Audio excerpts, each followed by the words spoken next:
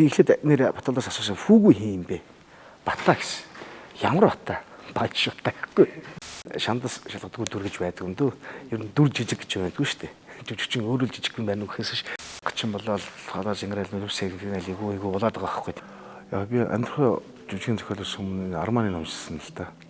Энэ бол бас л одоо хиттийн сонгогдтоо орохоор ийм зохиол яг тэр одоо соёлын хувьсгал гэдэг айхтар зүйл, соёлын тоглоомд айхтар зүйл хийжсэн.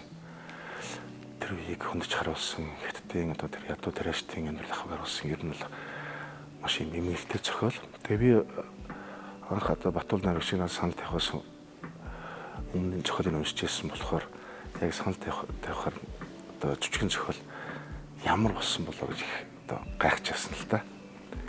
Тэгээд жүжигэн зохиолыг уншихад бол бас л зөв юм гэтгээд их хайтайхан болцсон байна гэдэг. Тэгээд би бас юу тоглохыг одоо дуртай зөвшөөрсөн.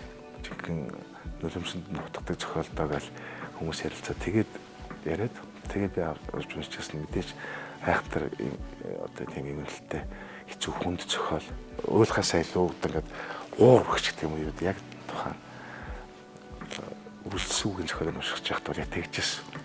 Босож намаа хийчих бас тань хүмүүс татдаг ч юм. Ийм бахта яад юм бэ гэдэг яг тэгжсэн аахгүй. Тийм болохоор би юугаа жүжигэн зохиол болсон гэхлээр маш их сонирхсан байхгүй. Мэдээж энэ бол фүүгүүгээ тэр хүний 70 наслцсан хүн амьдралаа хөөрөнж байгаагаар одоо жүжиг эхэлж байгаа юм л та. Фүүгийн амьдрал баян байж үтсэн, газрын эзэн байж үтсэн.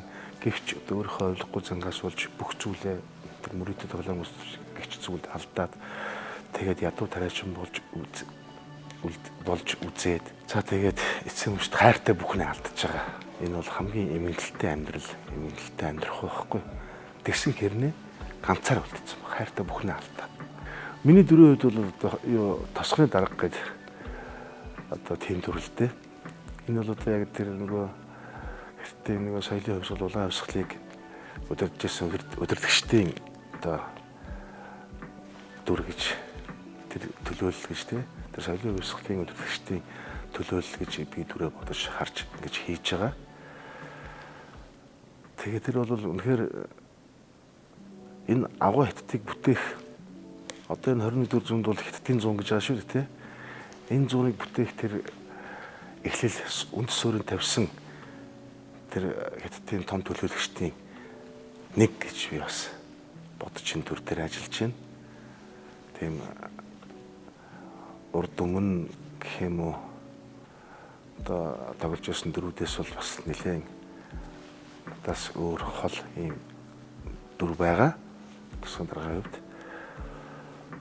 Тэгээд энэ тосгон даргааны амьдрахыг л одоо үсгч түмэндээ ийм маягаар амьдрдаг хүн гэж харуулах гал хичээгэл ажиллаад байж байна. Батулд дүү маань найрагч маань надад санал тавьсан л да. Хаа таныг одоо ингэж хүлээгээд таныг би одоо тэнгэрийн хөгжүүлэгтээ одоо оролцох болов тий гэдгсэн чинь бас тэнгэрийн хөгжүүлэгтээ бас оролцохгүй ийм завшаан тохиолдож байгаа маань. Тийм болохоор би ингэ тантай нэг Орфeo театрынхаа хүрээнд хамтарч ажиллахыг хүсэж байна. Та жүжигчд маань оролцооч гэд өрөхгүй юу. Тэгэхээр би зохиол уншиж үзье гэд ямар дүр юм бэ гэсэн чинь ийм тосхны дарга гэдэг дүр байна. Бас их сонин бас тэгтээ их том үүрэг оройлтой ийм дүр байсан. Тийм болохоор уншиж үзээ тэгээд зөвшөөрсөн л та. Тэгээд нэлээд эдний маань юу сургуульд уншлагаар нэлээд эхэлсэн хаан тундуур нь орж ирсэн. Тэгээд одоо эдрийнхаа ритмд орох гэж бас нэлээд зүтгэлээ мачилаа. Тэгээд явцсад ингээд нээлттэй хийх гэл ингээд байж унтаа бэлдээд байж унтаа.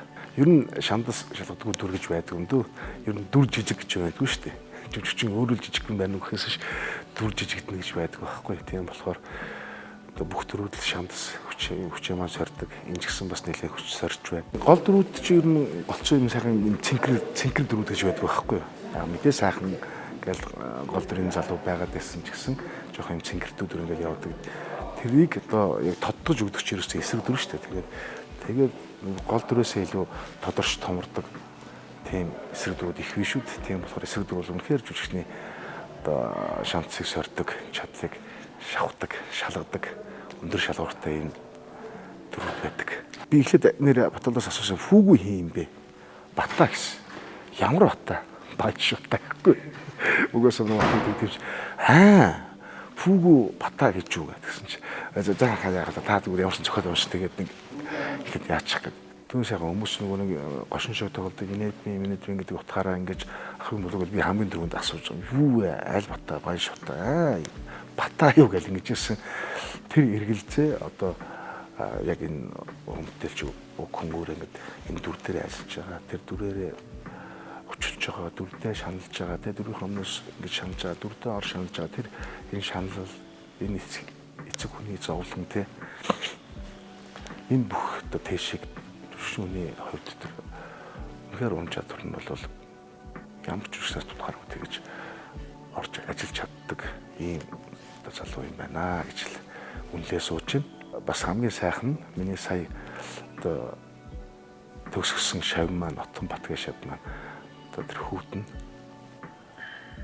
тоглож байгаа хол дүрд тэр хөрхөн хүүгийн дүрд тоглож байгаа. Тэгээ шавьтайгаа бас дөнгөж төгсгсөн шавь маань бас одоо шанс хүчээ сороод энэ жүжигт ажиллаж байгаад нь бас их бахархалтай сайхан байгаа. Шавь маань бас хинэж хүмүүн одоо багшийнхаа нүрийг улаалгахааргүй ингэж одоо бэлтгэж төгссөн байна гэдэг бас жоохон одоо тийм баяр багтал цээжинд ингээд байж байна. Та нараа өөрөө саяхан хавар үдэж явуулчаад эргээд номор нь одоо шавнартайгаа одоо яг гарынхаа шавнартайгаа хамт ингэж орж байгаа.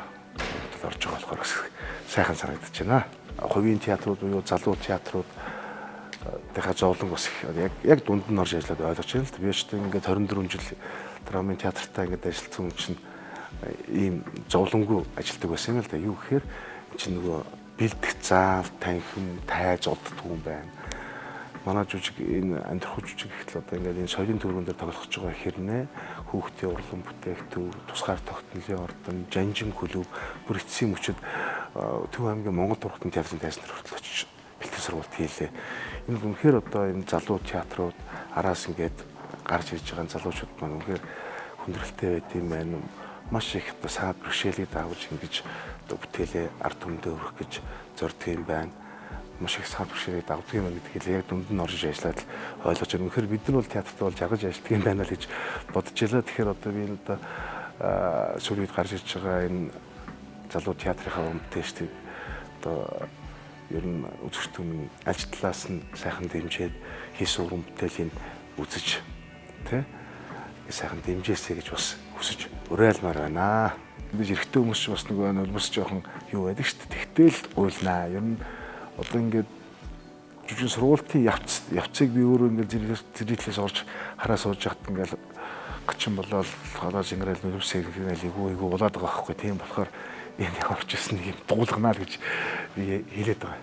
Одоо айгуул манай жүжиг үзээд уйлсан хүмүүс бас их бараан жүжиг байна гэдэг юм уу, уйлдаг хүнд хэцүү жүжиг байна гэдэг юм уу, одоо муулах тал байж магадгүй, сайлах тал байж магадгүй те үнэхээр одоо хүний сэтгэлийн утсыг үндсэнгээд бүх юм хосолж явдаг учраас одоо үзэгчдийг бол зөв өөрсдийнхөө тунгаагаараа ямар ч үсэн ирээд үзэхэд бол та одоо үнэхээр харамсгаагүй юм сайхан бүтээл болж байгаа. Манай Батбол найруулагч бол үнэхээр одоо гиз төгссөн одоо шинэ залуу найруулагч гэдгээ тэгэхээр одоо гайхамшигтайгаар нотлон харуулж чадчих байгаа. Ийм сайхан уран бүтээлч энэ жүжиг хүрэлцэн ирж үзээрэй. Та хайцаач харамсахгүй шүү гэж л хэлж та бүхнийгээ өрмөр байна.